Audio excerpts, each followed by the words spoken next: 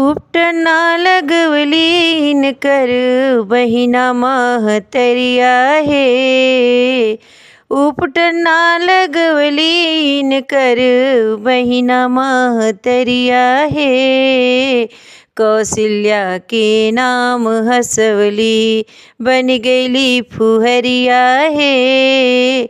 कौशल्या के नाम हंसवली बन गईली फुहरिया हे। उपटन बिना दुल्हा बाबू रही गईल करिया हे। उपटन बिना दुल्हा बाबू रही गईल करिया हे। भादो के अमावसा के रात जैसे अन्हरिया हे। भादो के अमावसा के रात जैसे अन्हरिया हे।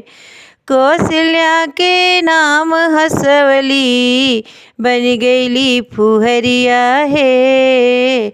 कौशल्या के नाम हंसवली बन गईली फुहरिया हे। ऐसन मन करे देती समधिन के गरिया हे। ऐसन मन करे देती समधिन के गरिया हे।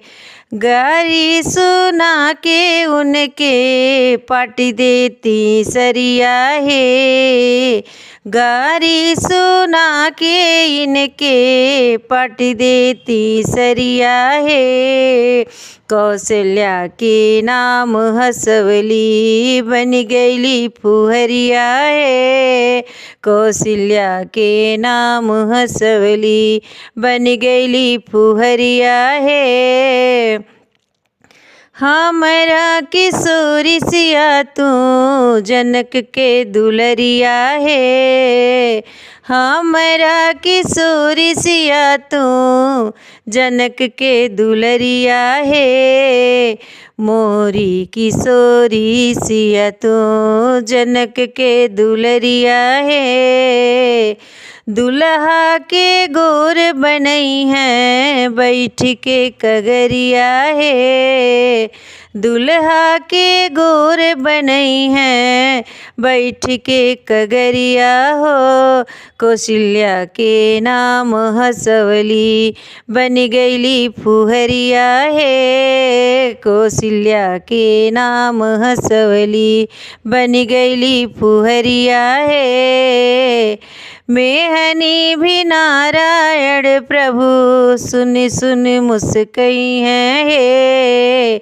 मेहनी भी नारायण प्रभु सुन सुन मुस्कई हैं हे।